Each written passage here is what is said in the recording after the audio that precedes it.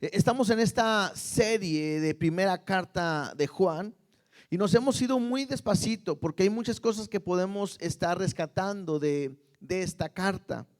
Y si abrimos nuestra Biblia en la primera carta de Juan, capítulo 2, hoy estaremos viendo del versículo 12 al 17. Del versículo 12 al 17. Y yo quiero que lo podamos tener tantito ahí. Sepárame la cita, porque ahorita vamos a llegar ahí. Pero antes de leer esta carta de Juan, yo quisiera que pudiéramos leer Juan capítulo 17, versículo 11. Juan, el Evangelio según San Juan, capítulo 17, versículo 11. Yo le he titulado a esta enseñanza: no améis al mundo. Y quiero empezar leyendo esto porque si algo hemos estado hablando en estas semanas es cómo Juan quiere que nosotros podamos tener una relación con Dios. Cómo nuestra relación con Dios, con el Padre, con el Hijo es lo más importante. Pero en nuestro caminar diario hay obstáculos que afectan mi relación con Dios.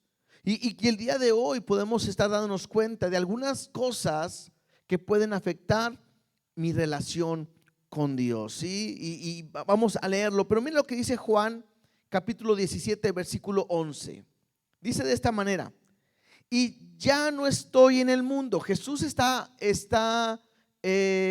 orando al Padre, haciendo una oración por sus discípulos, y dice: y ya no estoy en el mundo, mas estos están en el mundo, y yo voy a ti.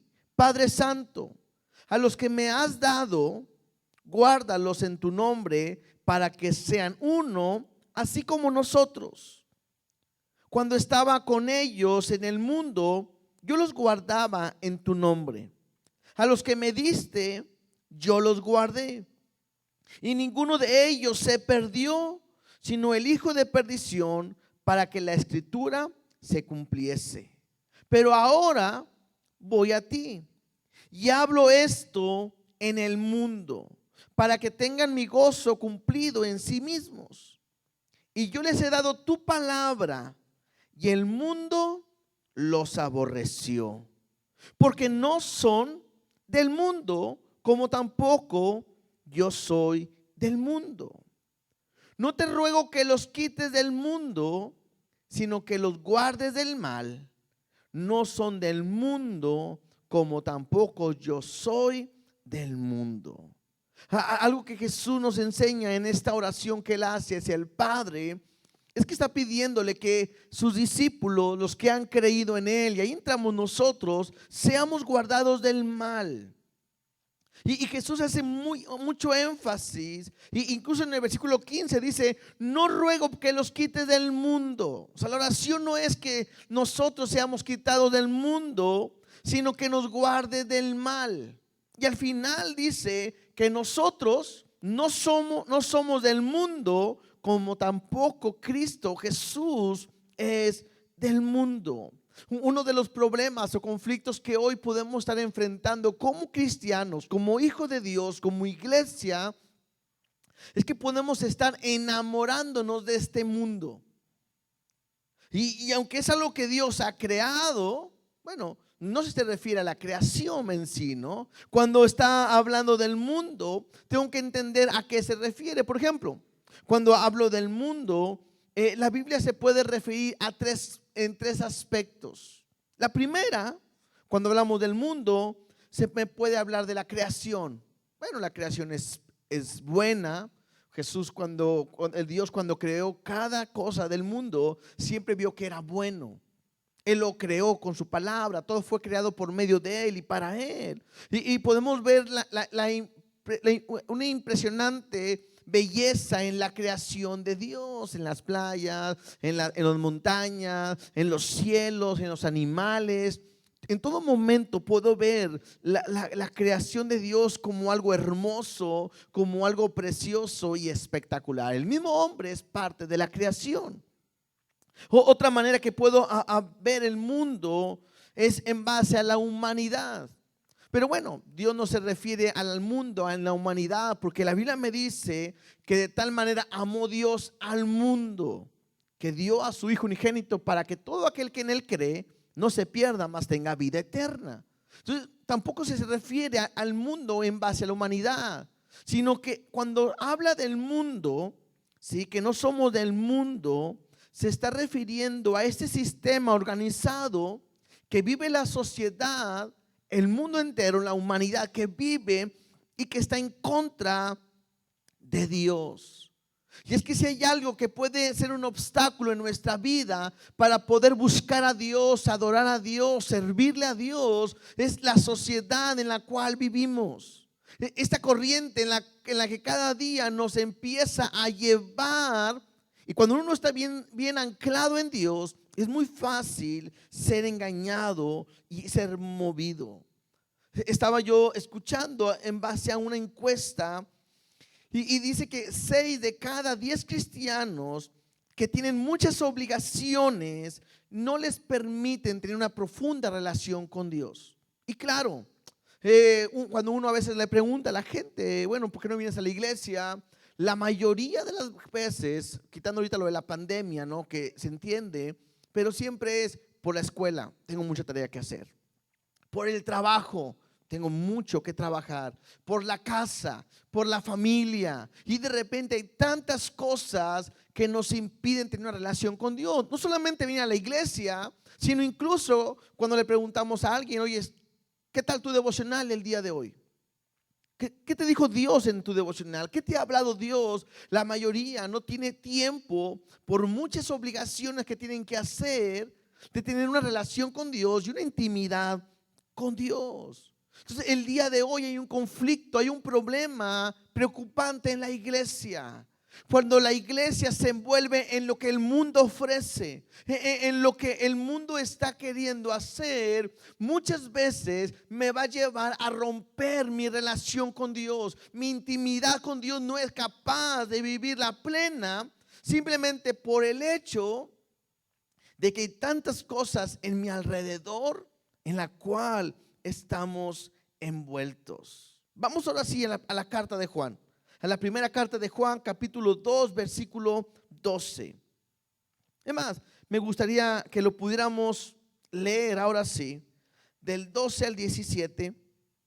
Vamos a leerlo todo y lo vamos explicando poco a poco. Dice así: os escribo a vosotros, hijitos, porque vuestros pecados han sido perdonados por su nombre.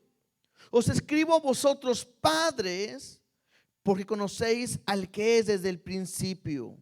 Os escribo a vosotros, jóvenes, porque habéis vencido al maligno. Os escribo a vosotros, hijitos, porque habéis conocido al Padre. Os he escrito a vosotros, padres, porque habéis conocido al que es desde el principio. Os he escrito a vosotros, jóvenes, porque sois fuertes y la palabra de Dios permanece en vosotros. Y habéis vencido al maligno. No améis al mundo ni las cosas que están en el mundo. Si alguno ama al mundo, y el amor del Padre no está en él. Porque todo lo que hay en el mundo, los deseos de la carne, los deseos de los ojos y la vanagloria de la vida, no provienen del Padre, sino del mundo. Y el mundo pasa y sus deseos, pero el que hace la voluntad de Dios permanece para siempre. Si nos damos cuenta, dentro de estos versículos vemos que está hablando a 3 tipos de personas. Nombra a hijitos, nombra a padres y nombra a jóvenes. Y interesante porque lo repite 2 veces. Le dice lo mismo 2 veces. Y nada más quiero que podamos entender por qué. Porque no está hablando de una manera en cuanto a la edad, a los hijos, que a los padres y a los jóvenes, sino que está más bien hablando, número 1, cuando habla de hijitos, me está hablando algo que tiene que ver con infantes, claro, pero que tiene que ver como la connotación hacia un discípulo que tiene una dependencia del Padre. O sea, me está hablando de alguien que ha conocido a Cristo, que es un hijo de Dios. Y Juan le habla con mucho cariño, dice hijitos, porque está hablando como si fuera hacia Dios en base a que somos hijos del Padre, ¿sí? Entonces, acordémonos de algo. Juan está escribiendo esta carta a las iglesias en la cual está el encargado. Entonces, cuando habla de hijitos, habla de aquellos que han creído. Cuando habla de padres, está hablando de aquellos que son personas maduras, adultas en el Señor y que han alcanzado un tipo de madurez. Y aquellos que le llaman jóvenes son aquellos que han creído, están en un crecimiento, pero son jóvenes y que van buscando esa madurez. Y eso tiene que ver con la iglesia. ¿Por qué? Porque aún en la iglesia podemos ver jóvenes con mucha madurez espiritual y con un gran crecimiento, donde sus vidas han sido transformadas completamente por Dios. Pero también podemos ver padres, hombres adultos, que pueden conocer de Cristo, pero que no hay una madurez y que son como jóvenes, como infantes, creciendo apenas en lo que Dios les quiere estar enseñando, ¿sí? Entonces, en el versículo 12, simplemente fue como referencia, dice así: os escribo a vosotros, hijitos, otra vez, aquel que ha creído, aquellos que han nacido de nuevo, dice, porque vuestros pecados han sido perdonados por su nombre, ¿sí? Algo que tenemos que aprender bien y dejar bien en claro es que cuando Dios tiene una relación con nosotros, quiere que podamos aprender que tenemos un libre acceso ante su presencia. Empezamos, si te acuerdas, empezamos leyendo la carta de Juan, desde mostrando Juan quién es Jesús, hablando de que Él es luz y que caminemos en Él, y que esto ha sido escrito para que no pequemos, y que si hubiéramos pecado, abogado teníamos con el Padre. Y la semana pasada hablábamos de este mandamiento de amar a tu prójimo como a ti mismo, el mandamiento que Él nos ha puesto. Y empieza en el día de hoy viendo en el versículo 12 que dice que porque vuestros pecados han sido perdonados por su nombre. Y tenemos que entender esto. Para yo poder acercarme a Dios, tengo que entender que mis pecados han sido perdonados por completo. Todo aquel que ha caminado en esta vida somos pecadores. Y la Biblia me dice que la paga del pecado es muerte, y aquel que está en pecado estamos separados de Dios. Pero cuando hemos creído en Cristo, cuando Él ha sido nuestro abogado, cuando le hemos pedido perdón por nuestros pecados, Él nos ha perdonado por completo. Y creo que eso es una gran noticia. El que puedas entender que si tú eres un hijo de Dios, has creído en Él, has sido perdonado de todos tus pecados. No hay pecados que Cristo no pueda perdonar. De repente hay una falsa enseñanza, idea, pensar que vengo a Cristo y que yo le pido perdón por mis pecados, que nazco de nuevo, pero en el momento de nacer de nuevo yo tengo que aprender a pedir perdón por otro tipo de pecados que pareciera que no están perdonados. Pero la Biblia me dice que si hemos creído en Él, Él ha pagado por todos nuestros pecados. Para poder aprender a tener una vida victoriosa, una vida plena, caminar en victoria en Cristo, el cristiano tiene que estar bien convencido que Cristo ha pagado por todos tus pecados. ¿Por cuáles? Por los pasados, por los presentes y aún por los futuros. Cristo ya los pagó. No podemos de repente estar viviendo del pasado. Hay iglesias, hay enseñanzas que me llevan siempre a estar pidiendo perdón de mis pecados pasados, y mi pecado pasado, y por los pecados de tal persona. Y ¿sabes qué? La Biblia es bien clara y dice que si alguno está en Cristo, nueva criatura, y las cosas viejas pasaron. Ya no importa. Y ahora todas son hechas nuevas. Tengo que aprender que Dios perdona completamente mi pecado. No hay nada que me pueda separar de su amor. Incluso me gusta que dice, porque vuestros pecados han sido perdonados por su nombre. No es por lo que tú haces, no es por lo que yo hago, no es por lo que se hace en una iglesia, no. Los pecados se han sido perdonados por su nombre. Mira lo que dice Hechos, capítulo 4, versículo 12. Porque es importante que pueda entender que si los pecados han sido perdonados, no es por lo que tú haces, porque no es por obras, sino que más bien es por lo que Él ha hecho por nosotros. Hechos 4:12 dice así: y en ningún otro hay salvación. ¿Entiende esto? En ningún otro. De repente hay doctrinas, hay gente tratando de enseñar que tú mismo puedes ir al cielo, o que hay otro camino para llegar al cielo, o hacer un lado a Jesús simplemente porque no es Dios y no es un profeta más.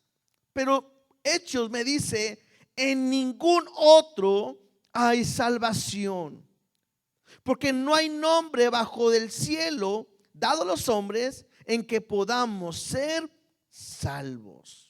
Entonces, no somos salvos. ¿Por qué? Por su nombre. ¿Sí? No hay otro nombre bajo el cielo que ha sido dado a los hombres. Somos salvos por el poder que Él tiene en su mismo nombre. Nadie más. Es más, en el libro, en Juan capítulo 1, versículo 12, me dice así: mas a todos los que le recibieron, a los que creen en su nombre. Otra vez, ahí mismo en su nombre les dio potestad de ser hechos hijos de Dios. Entonces los pecados, tus pecados de todo aquel que cree en Él, que pone su confianza en Él, que cree en su nombre, que es el Mesías, el Hijo de Dios, el enviado. Aquí me dice que en Él hay salvación y en Él hay perdón de pecados. En ningún otro. No es lo que hacemos. Me encanta porque esto me muestra que no es por obras. La salvación no es por lo que haces, no es por lo que dices, por lo que hablas, por lo que das, por lo que dejas de hacer. No, la salvación es por fe. ¿En quién? En Cristo, en quien no hay otro nombre dado a los hombres que solamente Jesús. Entonces, interesante o importantísimo. Para poder tener una buena relación con Dios, entiende que no hay pecado en ti, has sido perdonado de todo tu pecado. Cuando algunos quieren tener una relación con Dios, muchas veces la falta de este conocimiento les impide y no tienen una libertad para acercarse con Dios y se esconden y dejan de venir a la iglesia, dejan de buscarle, que me siento sucio, me siento pecador. Bueno, ¿hay pecado en nuestra vida? Dice que si confesamos nuestros pecados, Él es fiel y justo para perdonar nuestros pecados y limpiarnos de toda maldad. Confiesa tu pecado. Juan nos lo dice: abogado tenemos para con el Padre, a Jesucristo el justo. Todo pecado ha sido perdonado en la cruz de Calvario. ¿Qué tienes que hacer? Cree en Él. Reconoce que eres un pecador, que lo necesitas. Y entonces ven a Él y te hace una nueva criatura, una nueva persona. Y todo pecado que tú hayas cometido, Él lo puede perdonar. Y lo digo esto porque, no sé, a lo mejor es tu primera vez que escuchas una enseñanza como esta y te sientes sucio y que que no hay nadie que puede perdonar el pecado, lo más cochino, discúlpame decir así, lo más sucio que puedes hacer. Te digo algo: Dios te ama tanto que si tú estás arrepentido de tus pecados, Él te perdona y te hace una nueva criatura. ¿Sí? Regresemos ahí donde estamos leyendo en nuestra carta de Juan, primera carta de Juan, capítulo 2, verso 13. Dice así: os escribo a vosotros padres, porque conocéis al que es desde el principio. Os escribo a vosotros jóvenes, porque habéis vencido al maligno. Os escribo a vosotros hijitos, porque habéis conocido al Padre. ¿Sí? Tres cosas que yo puedo ver que está enfocado aquí. Primero dice: escribo a vosotros padres, porque habéis conocido a que es desde el principio. Y lo dijimos, a los padres estamos enfocándonos a gente que tiene una madurez espiritual. Y dice: porque le han conocido al que es desde el principio. Lo vimos. ¿Quién está desde el principio? Jesús. Ahí mismo en la primera carta de Juan 1:1 dice, lo que era desde el principio, lo que hemos oído, lo que hemos visto con nuestros ojos y lo que hemos contemplado y palpado nuestras manos tocante al verbo de vida. Entonces Juan está simplemente diciendo a los que ya son maduros, ¿sí? Ustedes, les escribo esta carta a ustedes que han conocido al que es desde el principio. Y te digo algo, el conocer a Jesús te va a llevar a un crecimiento. Me llama la atención que dice, porque conocéis. Tengo una pregunta el día de hoy. ¿Qué tanto conoces a Jesús? Más bien, ¿conoces a Jesús? Que muchas veces a lo mejor estamos en una iglesia o hemos escuchado. Y Juan dice, yo voy a escribirles a ustedes o les escribo a ustedes que han conocido al que es desde el principio, a Cristo, al Mesías, a Jesús. Qué importante que nosotros día a día crezcamos en nuestro conocimiento de Jesús. Lo he dicho muchas veces, de repente en discipulados, en enseñanzas, yo les pregunto, ¿para ti quién es Jesús? Y muchas veces la gente me llega a decir, pues para mí Jesús es Señor, es Dios y lo es todo. Y claro, lo que acaban de decir es real. Pero yo a veces les pregunto, ¿pero qué es todo? Y mucha gente no me sabe más qué decir. Pues es que, pues hermano, pues es Dios, ¿verdad? Sí, bueno, es mi Señor, sí, bueno, mi Salvador y lo es todo, y lo es todo. Y muchas veces no llegamos a conocerlo. ¿Te digo algo? Algo que Juan quiere es que podamos aprender a que nuestra comunión tiene que ser con Jesús. Mira lo que dice Filipenses capítulo 3, versículo 7. Filipenses capítulo 3, versículo 7 en adelante. Mira lo que dice Pablo.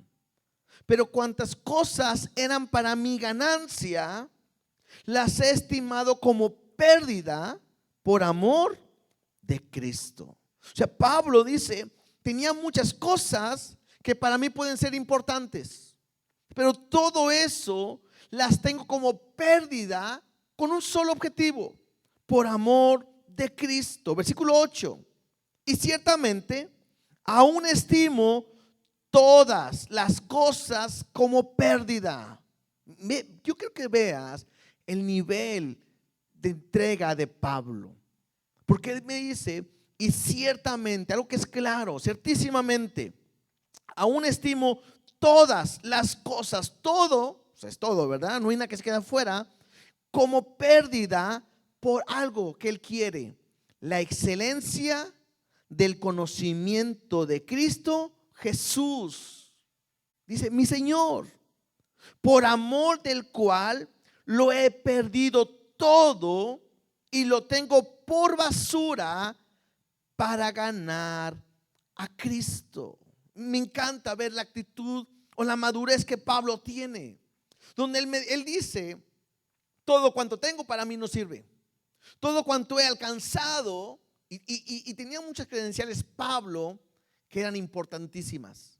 Y Pablo dice, todo eso es basura y estoy dispuesto a tirarlo con un solo propósito, la excelencia del conocimiento de Cristo Jesús. Dice, mi Señor, ¿sí? Por cual el amor que yo le tengo, yo lo he perdido todo y nada me importa más conocerlo a Él. Versículo 9.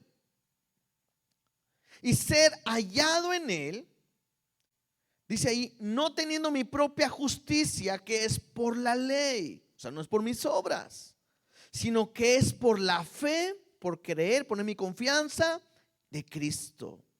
La justicia que es de Dios por la fe. Versículo 10.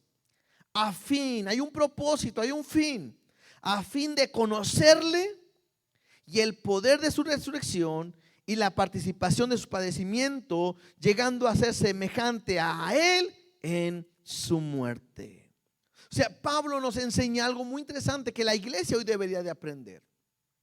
Pablo, títulos, nombramientos, pertenencias, todo, decía él, estoy dispuesto a tirarlo a la basura. ¿Sí? Yo creo que cuando usamos la palabra de basura, podemos entender lo que era para Pablo, porque uno cuando algo no quiere, a la basura.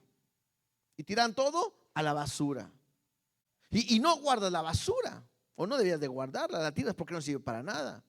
Bueno, Pablo dice, todo por cuanto tengo ha sido para mí o es para mí basura, con un solo propósito, conocer a Cristo. Te hago una pregunta. ¿Has llegado a esta madurez donde puedes tú decir que no te importa nada lo que está en este mundo, que lo único que te interesa es Cristo? Deberíamos de aprender esto, porque Pablo lo está diciendo. Todo es basura con un solo propósito, de tener la excelencia del conocimiento de Cristo. O sea, Pablo dice, cambio todo esto por conocerle, por saber quién es completamente. Pero cambio hoy la iglesia cambia a Cristo por tener recursos, por tener comodidad, por tener saciedad, por tener tranquilidad, por tener paz. Y no quiere decir que eso sea malo, pero cuando cambias una cosa por otra, creo que ahí es el problema. Y nosotros pareciera que a veces la iglesia, el servir a Cristo, lo ponemos como basura con tal de cada día ser mejor. Y eso me impide que yo tenga una completa relación con Dios. ¿Sí? Que la madurez tiene que llegar a nuestra vida. ¿Cómo puedo saber si soy un cristiano maduro? Mira, vamos tantito a Hebreos 5:13, por favor. Hebreos capítulo 5, versículo 13 y 14. Puedo entender qué es la madurez. Mira lo que dice así. Y todo aquel que participa de la leche es inexperto en la palabra de justicia porque es niño. ¿Sí? Pero el alimento sólido es para los que han alcanzado madurez. ¿Quiénes son los que han alcanzado madurez? Dice ahí, para los que por el uso tienen el sentido ejercitado en el discernimiento del bien y del mal. O sea, la madurez no nos llega por conocimiento intelectual. O sea, tú no puedes llegar a decir, hermano, yo tengo 20 años en la iglesia, soy un maduro. Eso no me habla de una madurez. Quizás eres una persona con mucho tiempo en la iglesia y se acabó. Pero una persona madura, según este versículo, es aquel que por el uso ha aprendido a discernir entre el bien y el mal. El que tiene la capacidad de decirle no al pecado. El que tiene la capacidad de decirle no a lo que a Dios no le agrada y sí a lo que a Dios le agrada. De repente, caminando en nuestra vida cristiana, estamos envueltos en el mundo y el mundo te ofrece muchas cosas que somos muy dados a caer en fallar y equivocarnos. Cuando tú fallas, cuando cometes pecado constantemente, cuando haces todo lo que a Dios no le agrada, quizás no has aprendido a discernir entre el bien y el mal. La madurez me habla de una práctica que estamos caminando en Dios. Perdón. Y luego regresando ahí a la carta de Juan, donde estamos, capítulo 2, versículo 13. Dice, os escribo a vosotros jóvenes porque habéis vencido al maligno. Me habla de un grupo de personas, les decía hace rato, que son nuevos, van creciendo, pero me llama la atención algo, dice, porque has vencido al maligno. Y esto me habla de aquellos cristianos que van caminando, van avanzando y enfrentan problemas, dificultades. Yo sé que los adultos y los maduros también lo enfrentan, pero me habla de aquel tipo de persona que está dispuesto a enfrentar batallas y al enfrentar esas batallas pueden alcanzar victorias. ¿Sí? Pueden alcanzar victorias completamente en Dios. Y incluso hay muchos hermanos en la iglesia que tienen tiempo y que se comportan como niños, espiritualmente hablando, que incluso no quieren aprender a enfrentar las batallas. Normalmente, alguien que se enfrenta en batallas eran siempre los jóvenes tienen fuerza, tienen vigor, enfrentan todo lo que viene. Pero hay muchos que no les gusta enfrentar eso. Hay muchos que no les gusta enfrentar eso. Y es ahí donde no podemos aprender a tener ese crecimiento en el que Dios tiene y quiere para nosotros, ¿sí? Cuando me dice que ha vencido al maligno, bueno, se refiere a Satanás. Hace referencia completamente al diablo. Cuando Jesús en la oración termina, siempre dice, bueno, el Padre Nuestro, cuando enseña ahora a sus discípulos, termina diciendo: mas líbranos del mal. Ahorita que leímos Juan 17, decía: no tengo que los quites del mundo, sino que los guardes del mal. Incluso la palabra nos ha enseñado que si nos sometemos a Dios, podemos resistir al diablo y que Él huirá de vosotros, ¿sí? Entonces, me habla acerca de nuestro caminar completamente en Dios. Y al final del mismo versículo 13, dice: yo escribo a vosotros, hijitos, porque habéis conocido al Padre. A lo que hace referencia Juan es entender que ahora que nosotros somos hijos de Dios, somos sus hijos, Dios es nuestro Padre. Y te digo algo, para muchos eso es un conflicto. ¿Por qué? Porque no tienen la capacidad muchas veces de ver a Dios como un Padre. Te digo algo, Dios quiere que puedas verlo a Él como una fuente de vida para ti, la fuente de todo, ¿sí? Él quiere que podamos entender que ahora somos hijos de Dios y Él es nuestro Padre. Y no sé, los que somos papás nos gustan que nuestros hijos dependan de nosotros, que nos pidan cosas y poder ayudar como un padre a un hijo. Y te digo algo, Dios quiere suplir todo lo que tú necesitas en todo momento, ¿sí? Sigamos leyendo. Versículo 14. Y os he escrito a vosotros padres, porque lo vuelvo a repetir, porque habéis conocido al que es desde el principio. Os escribo a vosotros jóvenes, porque sois fuertes y la palabra de Dios permanece en vosotros. Ya habéis vencido al maligno. Lo repite una vez más y simplemente hago énfasis en cuanto a esto. ¿Cómo podemos conocer a Cristo? La única manera que podemos conocer a una persona es pasando tiempo con Él.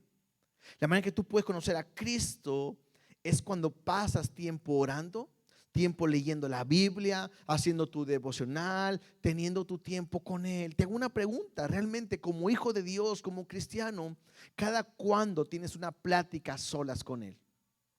¿Cada cuándo tienes una relación íntima con Él? ¿Cada cuándo tú y Dios pueden tener una charla frente a frente? ¿Realmente es tu amigo? ¿Realmente ha sido o es tu Dios? ¿Realmente es el Señor? ¿O simplemente es alguien que tú conociste un día y nunca más has vuelto a hablar con Él? Juan le dice: a vosotros padres que habéis conocido al que es desde el principio. Cada vez que tú tienes una relación con Él en tu devocional, es como más lo puedes conocer. Y luego dice: ya jóvenes, que sois fuertes y la palabra de Dios permanece en vosotros, ya habéis vencido al maligno. Te digo algo, en nuestro caminar con Dios es importante que podamos aprender a tener luchas, vamos a tener luchas, batallas, vamos a vencer, pero lo importante es que puedas entender que su palabra es la que te va a dar la victoria. Te digo algo, mira, algunas personas nos agrada mucho el saber que muchas personas que han venido a la iglesia han visto un cambio en sus vidas. Y de repente la pregunta es: ¿qué hay diferente en la iglesia quizás de otras? Y no queremos decir ni que es la mejor ni nada de eso, pero algo que tratamos de hacer. En todo momento tratamos de enseñar la palabra.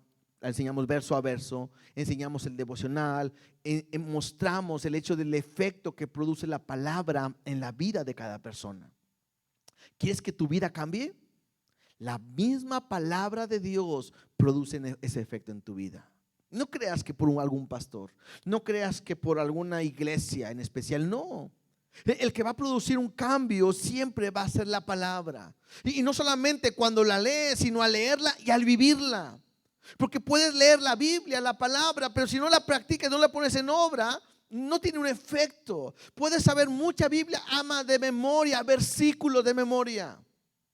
Pero si no eres capaz de vivirlo, esto no tiene sentido.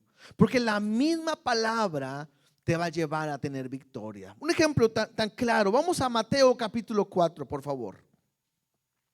Mateo capítulo 4. Es una historia muy conocida porque es cuando Jesús va al desierto y es tentado por el enemigo. Mateo capítulo 4, versículo 1 dice: entonces Jesús fue llevado por el Espíritu al desierto para ser tentado por el diablo. Y después de haber ayunado 40 días y 40 noches, tuvo hambre. Y vino el tentador, el diablo, el maligno, el enemigo. Dice así, y le dijo: si eres hijo de Dios, di que estas piedras se conviertan en pan. ¿Sí? Interesante. ¿Por qué? Porque esto era una realidad. O sea, no solamente Jesús lo podía decir, sino que Jesús era capaz de que cualquier piedra pueda convertirse en pan. Lo podía hacer, él era Dios. Tenía ese poder pleno de poder ejercerlo, hacerlo. ¿Sí?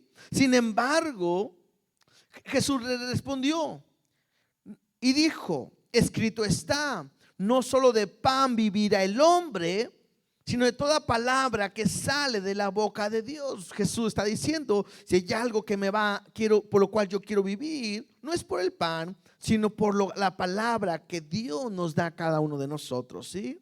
Entonces el diablo le llevó a la santa ciudad y le puso sobre el pináculo del templo y le dijo: si eres hijo de Dios, échate abajo, porque escrito está: a sus ángeles mandará acerca de ti, y en sus manos te sostendrán, para que no tropiece tu pie en piedra. ¿Sí? Otra vez, ¿Jesús se pudo haber lanzado? Yo creo que sí. ¿Lo pudo haber salvado Dios? Claro que sí. Pero Jesús con la misma palabra le responde al tentador, al enemigo. Y le dijo, Jesús le dice: escrito está también, no tentarás al Señor tu Dios. Hoy meditaba mucho en esta frase. Te digo algo. Jesús le estaba diciendo al enemigo: yo no tengo que tentar a Dios, yo creo en Él por lo que me dice y no tengo que mostrar algo para ver si es cierto. Y creo que muchas veces nosotros como hijos de Dios tentamos a Dios. Frases como: Dios, si eres real en mi vida, haz esto. Vamos a ver si realmente Dios está conmigo y hace esto. Cuidado cuando nosotros queremos hacer lo que queremos y no la voluntad de Dios. Pero Jesús, ¿qué hace aquí? Simplemente con la misma palabra le responde: no tentarás al Señor tu Dios. Otra vez le llevó el diablo a un monte muy alto y le mostró todos los reinos del mundo y la gloria de ellos. Y le dijo: todo esto te daré si postrado me adorares. Entonces Jesús le dijo: vete, Satanás, porque escrito está: al Señor tu Dios adorarás y a Él solo servirás. El diablo entonces le dejó, y aquí vinieron ángeles y le servían. Interesante, ¿no? Bueno, Jesús es la palabra, pero Él con la misma palabra vence la tentación. En nuestra vida diaria no nos basta solamente conocer la Biblia, sino aplicarla. Y cuando tú aplicas la palabra, aplicas la Biblia, produce un cambio en ti y número 1, te da victoria. Y número 2, el enemigo huirá completamente de ti. ¿Te das cuenta cómo Jesús no peleó con el diablo?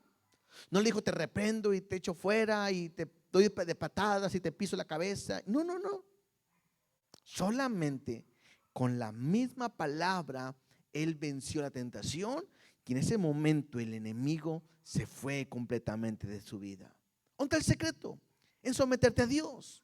Te sometes a Él y el diablo irá completamente de nosotros. Entonces la Biblia me dice, lo que Juan está escribiendo es, les escribo a los que han conocido a Jesús, los que han conocido al Padre como el Padre de sus vidas, y a aquellos que han vencido al enemigo porque la palabra permanece en ellos. A ellos les está hablando, ¿sí? A los que son cristianos, a los que son maduros, a los que van rumbo a esa madurez. Mira lo que les dice, porque todo esto fue como un inicio. Y mira lo que les dice. Versículo 15, ahí en primera carta de Juan, capítulo 2, versículo 15.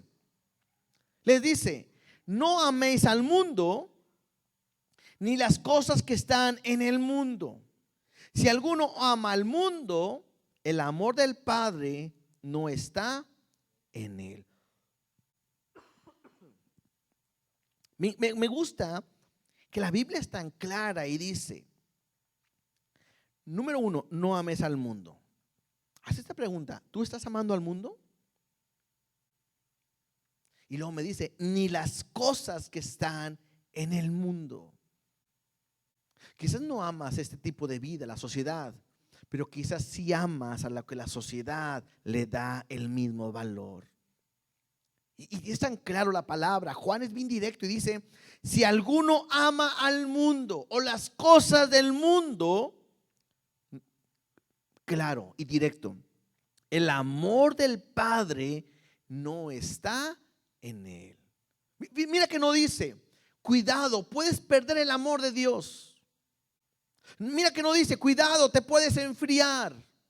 No dice, cuidado, puedes caer. No, sino es bien tajante. Dice, si amas al mundo, amas la sociedad, amas lo que todo el mundo hoy está amando, algo bien claro es, el amor del Padre no está en él. Te hago una pregunta, ¿qué ama el mundo hoy? Comodidad, riquezas, economía, aunque se predique de eso, de ese Dios de prosperidad, economía.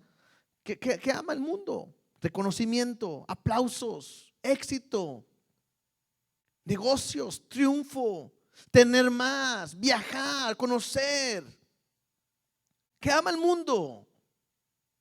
Abundancia, placeres, mujeres, dinero, ¿sí? Sexualidad, drogas, comodidad, cada día ser mejor. Es lo que el mundo ofrece. Y bien claro, la Biblia me dice, si amas las cosas del mundo, el amor del Padre no está en él. ¿Sí? Mira lo que dice Primera de Juan 5:19. Primera de Juan 5:19 dice, sabemos que somos de Dios y el mundo entero está bajo el maligno. Este sistema de vida que hoy estamos viviendo y estamos enfrentando, quiero que entiendas que está manipulado por el enemigo. Dios se lo permitió. Dios se lo ha dejado. Y todo lo que hay en el mundo, el sistema del enemigo, te quiere separar del propósito que Dios tiene para ti. Hay gente que está tan metida en sus negocios, en sus proyectos, que han dejado el propósito, la voluntad de Dios. Es más, ni están haciendo nada para Dios. Pero ¿qué tal tu proyecto? ¿Pero qué tal tu negocio? ¿Pero qué tal lo que tú deseas? Ahorita que decíamos y veíamos que Pablo todo lo tenía como basura con tal de conocer a Cristo.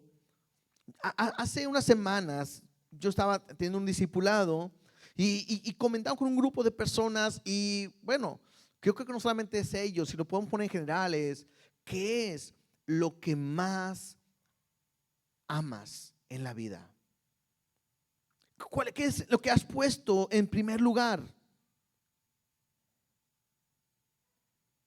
¿Qué es lo que más amas?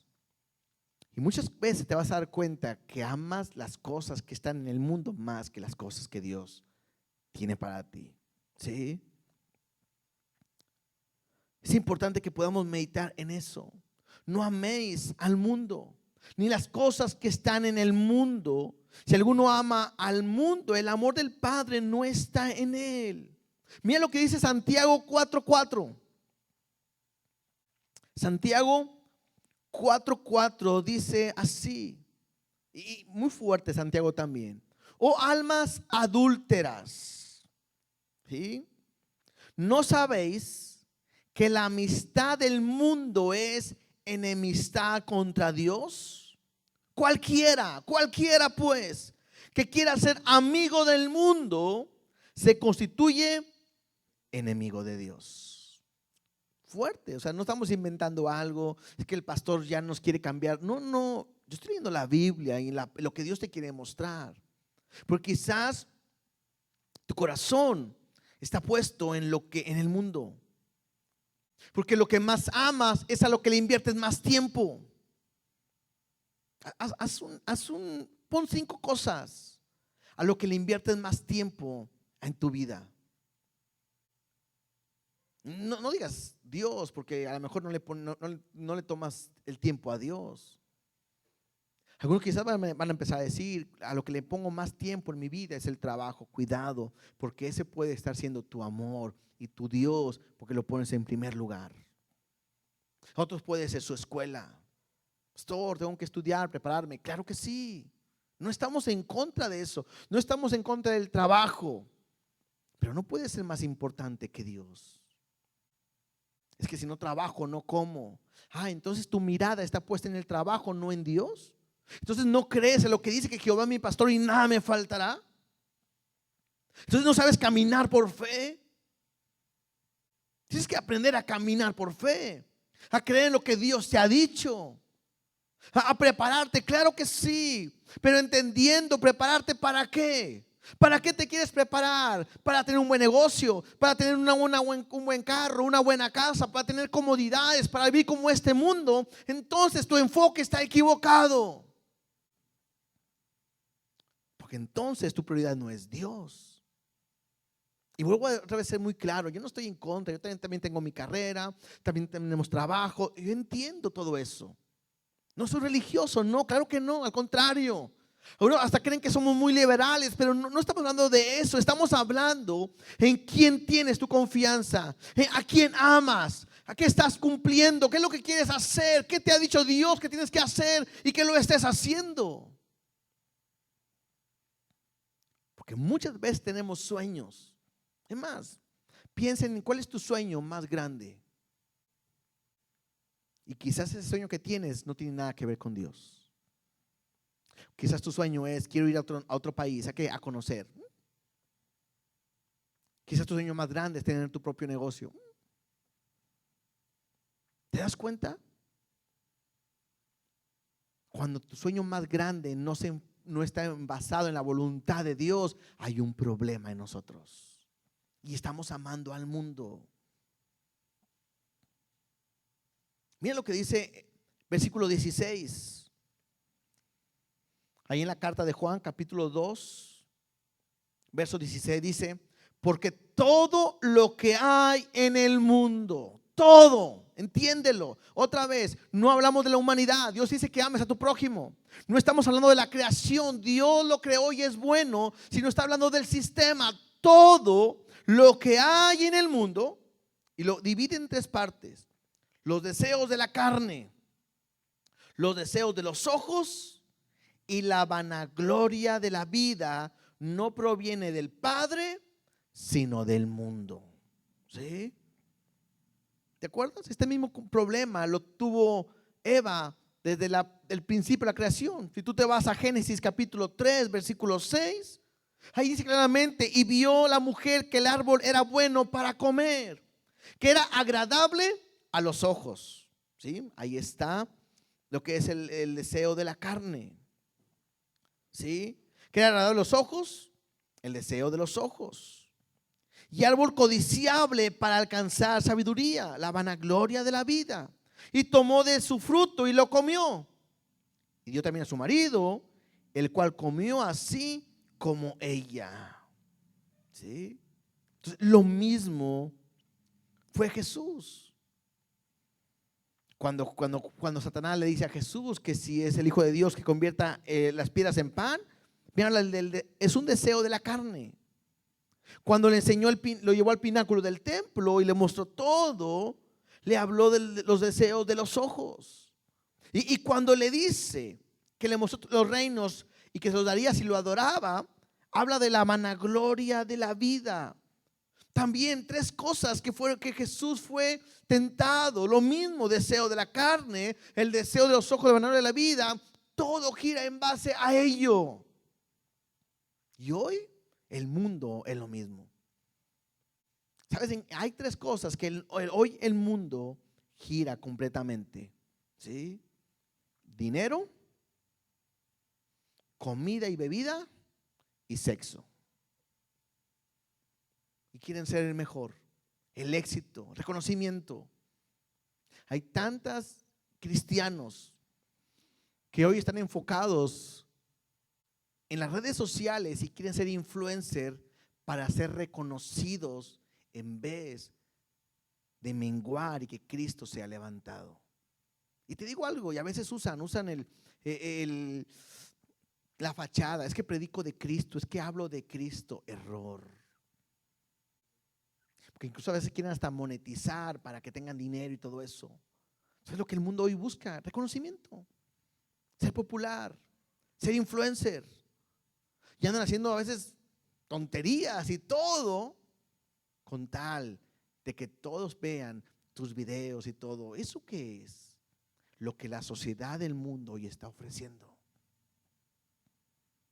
Cuidado con lo que haces. Cuidado en qué estás poniendo tu mirada. Quizás estás amando al mundo y te estás haciendo un enemigo de Dios.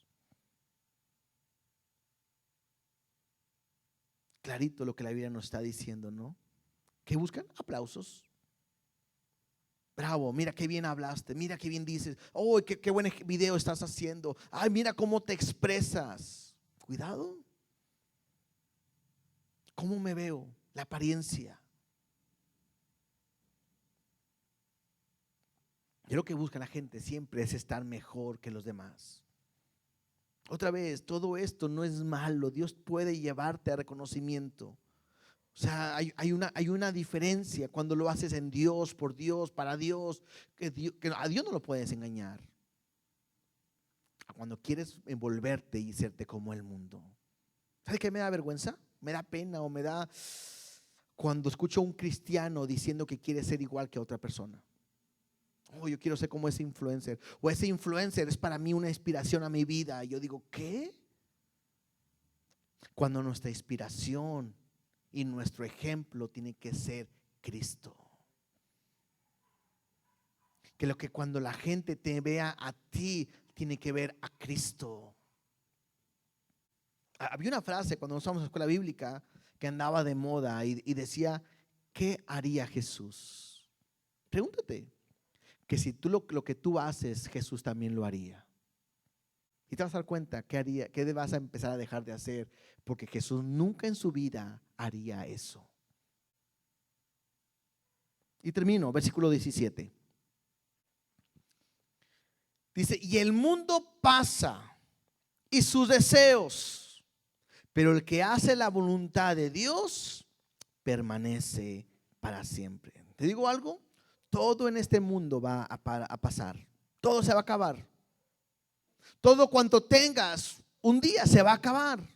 Es increíble, ¿no? Como de repente alguien compra un carro del año y pues bonito, precioso, el olor, lo que quieras. Pero pasa unos meses, pasa un año, pasan dos y a veces ya quieres el otro y el que tenía nuevecito ya va pasando. Por más dinero que guardes, cuando llegues a partir, nada te vas a llevar. Ahora, hay una mentalidad buena, pero cuidado. Que hoy una excusa que hoy decimos es, lo dejo para mis hijos. Todo es una herencia para mis hijos. Y sí, claro, pues para quién más trabajamos. Pero Dios te puede quitar todo en un instante. Hay una pasaje en la Biblia donde un hombre que empezaba a ser prosperado y decir, voy a hacer los graneros más grandes y voy a tener más y más y más. Y al final, y dice la historia, dice, necio, esta noche vienen a pedir tu alma. ¿Qué pensarías? ¿Cuál sería tu actitud si supieras que hoy, esta noche fuera la última noche que tendrías con vida? ¿Qué cuenta le vas a dar a Dios? Porque a lo mejor te vas a dar cuenta que has amado al mundo más que nada. De aquí nada te vas a llevar. Hay una canción que dice que no nada más un puñado de tierra, ni eso te vas a llevar. Si eres un hijo de Dios, estarás en la presencia de Dios. ¿Qué cuentas vas a decir? Y si no eres un hijo de Dios, estarás en un lugar de tormento y necesitas conocer a Cristo, pedirle perdón, venir a Él para que puedas estar para siempre. Dice, pero el que hace la voluntad de Dios permanece para siempre. ¿Qué quiero invitarte el día de hoy? Quiero invitarte a que puedas meditar en tu corazón. Si amas a Dios, ¿estás amando a Dios o estás amando al mundo?